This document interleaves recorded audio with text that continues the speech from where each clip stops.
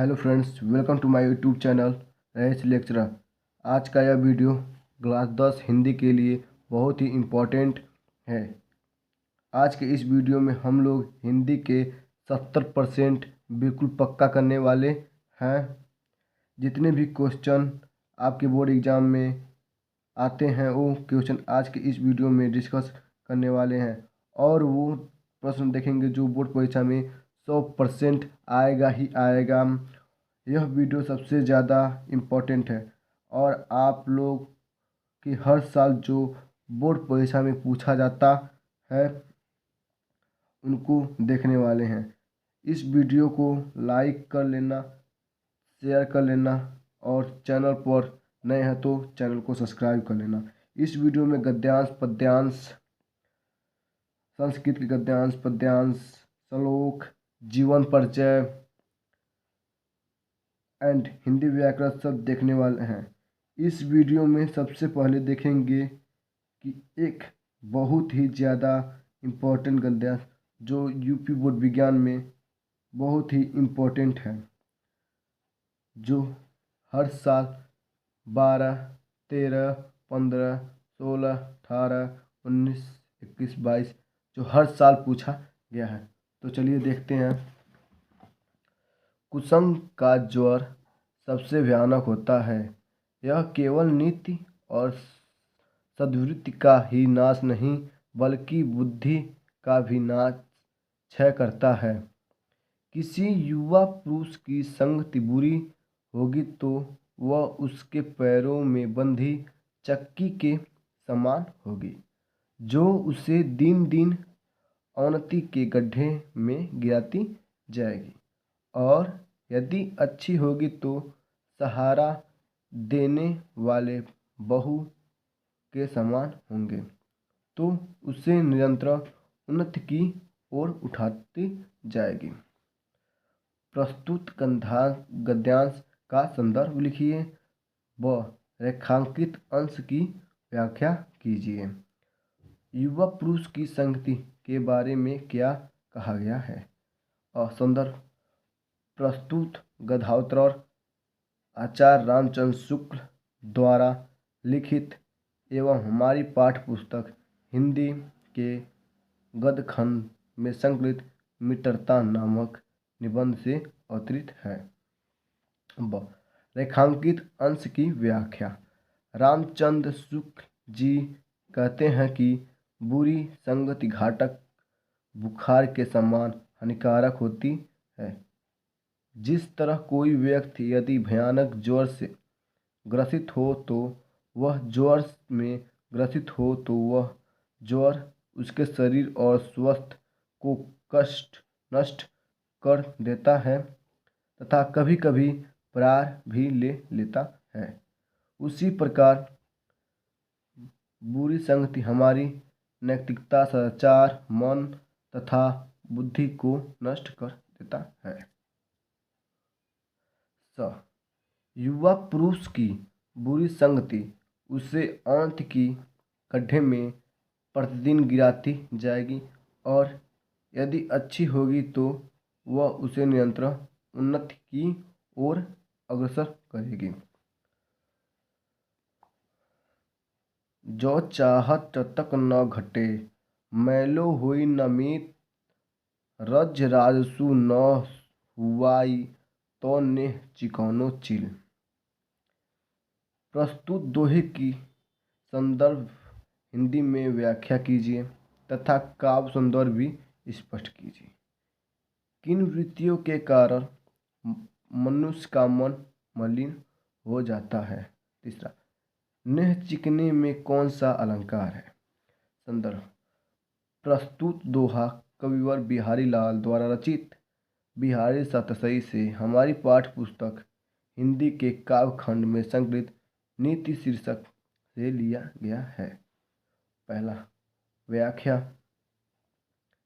कवि का कथन है कि यदि आप चाहते हैं कि मित्रता का चमक समाप्त न हो तथा मित्रता स्थायी बनी रहे और उसमें दोष उत्पन्न न हो, तो धन वैभव का इससे संबंध न होने दें। धन अथवा किसी अन्य वस्तु का लोभ मित्रता को मलिन कर देता है। मित्र के स्नेह से चिकना धन रूपी धूल के स्पर्श से मैला हो जाता है। अतः स्नेह में धन का स्पर्श न होने दें। जिस प्रकार तेल से चिकनी वस्तु धूल में स्पर्श से मैला हो जाती है और उसी चमक घट जाती है, उसी प्रकार प्रेम से कोमल चित्त धन रूपी धूल के स्पर्श से दोष युक्त हो जाता है और मित्रता में कमी आ जाती है। दूसरा, मनुष्य के मन में क्रोध, ग्रह, ईर्ष्या आदि रजोगुणी वृत्तियों के कारण उनका मन मलिन हो जाता है। तीसरा, नेह चिकने में प्रेम रूपी तेल का वर्णन किया गया है, इसीलिए यह रूपक अलंकार है। संस्कृत अनुवाद। वाराणसी सुविख्याता प्राचीन नगरी इयं विमल सलितत्रयां कुले स्थिता।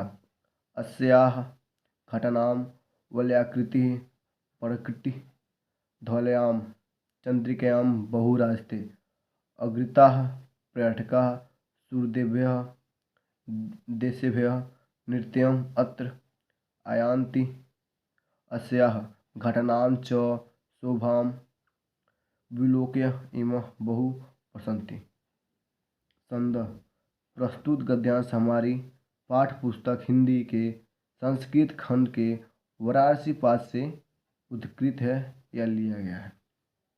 प्रसंग: इस गद्यांश में वाराणसी की ऐतिहासिकता तथा अवस्थिति के कारण या विषय में बताया जाता है। अनुवाद: वाराणसी बहुत प्रसिद्ध प्राचीन नगरी है।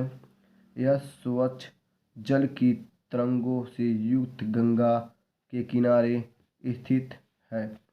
इसके घाटों की घुमावदार पंक्ति श्वेत चांदनी में बहुत सुंदर लगती है। असंख्य यात्री भ्रमण करने के लिए दूर देशों से प्रतिदिन यहाँ आते हैं और इसके घाटों की शोभा देखकर इनकी बहुत प्रशंसा करते हैं। श्लोक: सर्वे भवन्तु सुखिनः, सर्वे सन्तु निरामयाः, सर्वे भद्राणि पश्यन्तु मा कश्चित् दुःखभाग् भवेत्। संदर्भ: प्रस्तुत श्लोक हमारी पाठ पुस्तक हिंदी के संस्कृत खंड के भारतीय संस्कृति पाठ से उद्धृत है। प्रसंग: इसमें भारतीयों की मूल भावना पर प्रकाश डाला गया है। अनुवाद: सभी सुखी हो, सब रोग रहित हो, सब कल्याण को देखें, अर्थात सभी का कल्याण हो, कोई भी दुखी न हो, अर्थात कोई भी दुख का भागी न हो।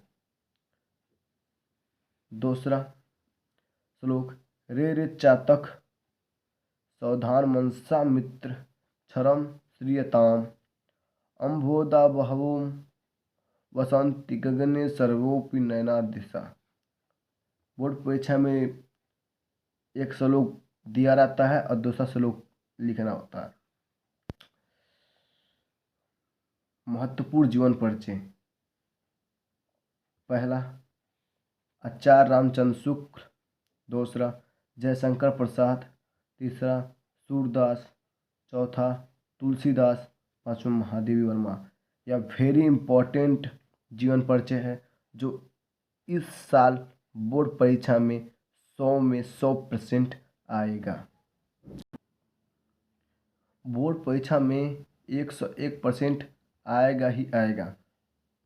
रस, छंद, अलंकार के बहुल विकल्पी प्रश्न जो हर साल बोर्ड एग्जाम में पूछे जाते हैं और तीन नंबर के या 3 मार्क्स के हर साल पूछे जाते हैं, जो इस साल बोर्ड एग्जाम में 100% आएंगे। चलिए देखते हैं। रस। राम राम कही राम राम कही राम, तन परिहरि रघुपति विरह, राव गयु सुरधाम। इस पंक्ति में कौन सा रस है?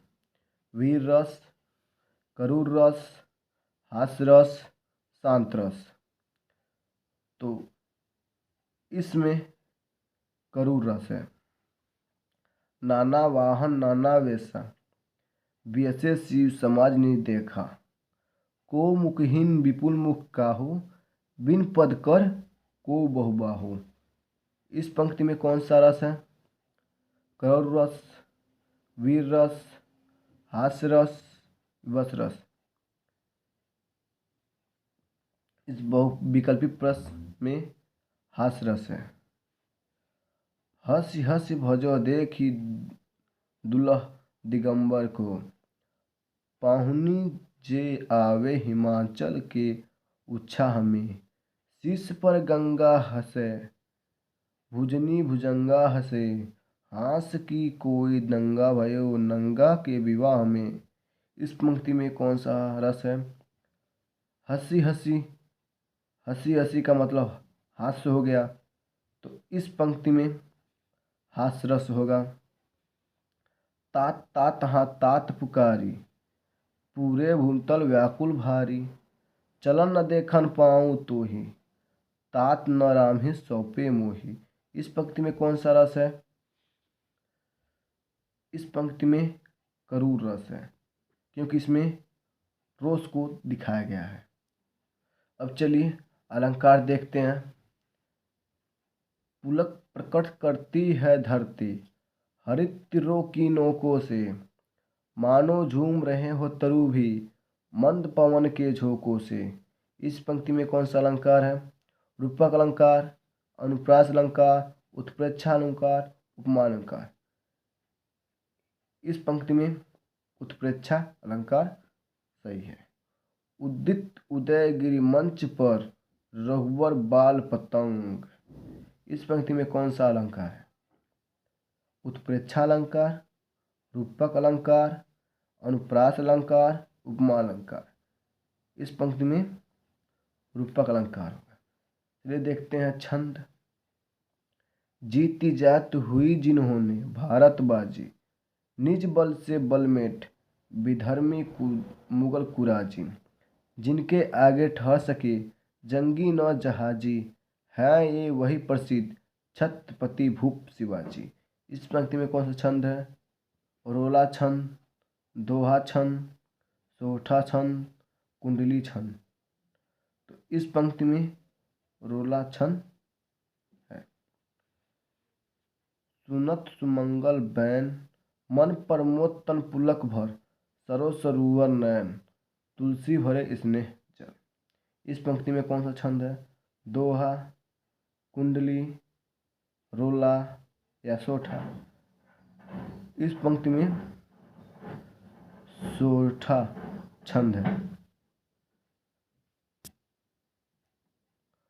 उपसर्ग, वेरी इंपॉर्टेंट उपसर्ग बताने वाला हूँ, जो हर साल बोर्ड परीक्षा में पूछा जाता है और इस साल भी बोर्ड परीक्षा में पूछा जाएगा।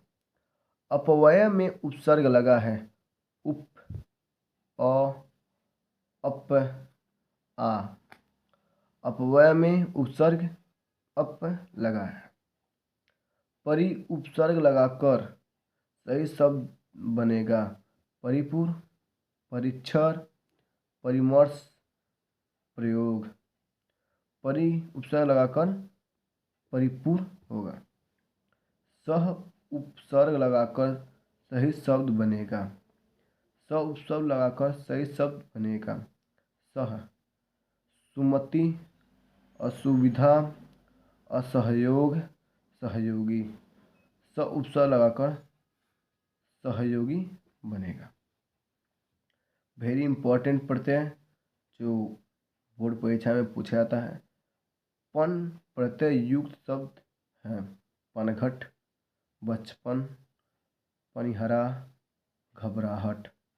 पन प्रत्यय शब्द के अंत में लगे जाते हैं, तो पन प्रत्यय युक्त शब्द है बचपन। घबराहट शब्द में प्रत्यय है पन, आहट, कम, वट। घबराहट में आहट प्रत्यय लगा है। समास समास देखते हैं। नवरत्न में कौन सा समास है? द्विगु समास, क्रमधारय समास, द्वंद्व समास, बहुब्रीहि समास। नवरत्न में द्विगु समास है। गंगा यमुना का समास विग्रह है। गंगा और Yamuna, Ganga plus Yamuna, Ganga Yamuna, Ganga plus Yamuna plus Ganga. Ganga Yamuna का समास विग्रह गंगा और यमुना होगा। तद्भव और तत्सम शब्द, इसमें बच्चे ज़्यादा फंसते हैं। अच्छी शब्द का तद्भव शब्द है। अच्छी शब्द का तद्भव शब्द है आँख, मुख, कान, चेहरा। अच्छी शब्द का तद्भव शब्द आँख है। मक्खी का तत्सम शब्द क्या है? मक्खी का तत्सम शब्द क्या है? मूस, मयूर, मक्षिका, मृत्तिका। मक्खी का तत्सम शब्द मक्षिका है। सज्जन का तद्भव शब्द है साजन, सौभाग्य, सुभाग्य, स्वामी। सज्जन का तद्भव शब्द साजन है। देखते हैं कुछ पर्यायवाची शब्द। अंबर और वसंत किस शब्द की पर्यायवाची शब्द है? कमल, झंडा, कपड़ा, बादल। अंबर और वसंत कपड़ा के पर्यायवाची शब्द हैं। अश्व शब्द का पर्यायवाची है तुरंग, हर्ष, तम, तिमिर, नेत्र, नयन, हुताशन। अश्व शब्द का पर्यायवाची शब्द तुरंग और हय है। अंधकार शब्द का निर्माण अंधकार शब्द का पर्यायवाची है आसमान, अंबर, तसिम, तमर, कर, अंश, खल, रजनीचर।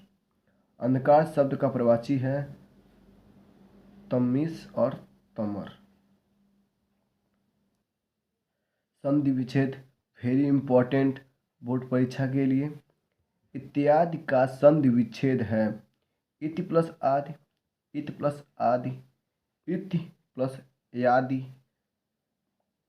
इति प्लस आदि। इत्यादि का संधि विच्छेद इति प्लस आदि होगा। महावीर का संधि विच्छेद है महावीर का संधि विच्छेद है महा प्लस वीर, महा प्लस वरिह, मह प्लस अरिह, महत प्लस वरिह। महावीर का संधि विच्छेद महा प्लस वीर होगा। यदि प्लस यपि में संधि विच्छेद है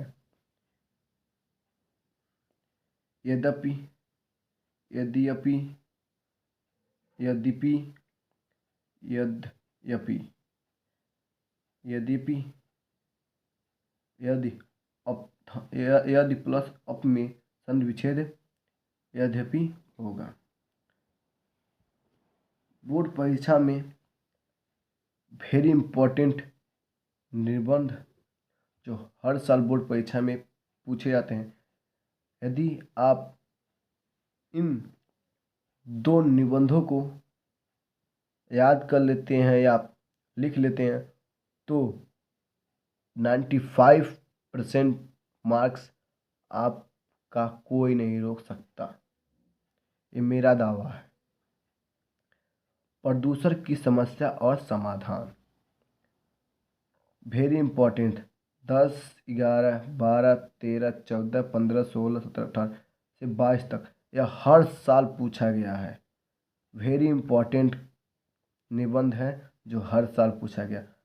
और दूसरा बढ़ती बेरोजगारी, कारण और निवारण, ये भी वेरी इंपॉर्टेंट निबंध है जो बोर्ड परीक्षा में हर साल पूछा जाता है। अगले वीडियो के लिए वीडियो को लाइक करें, चैनल को सब्सक्राइब करें एंड कमेंट में अपने राय को भेजें।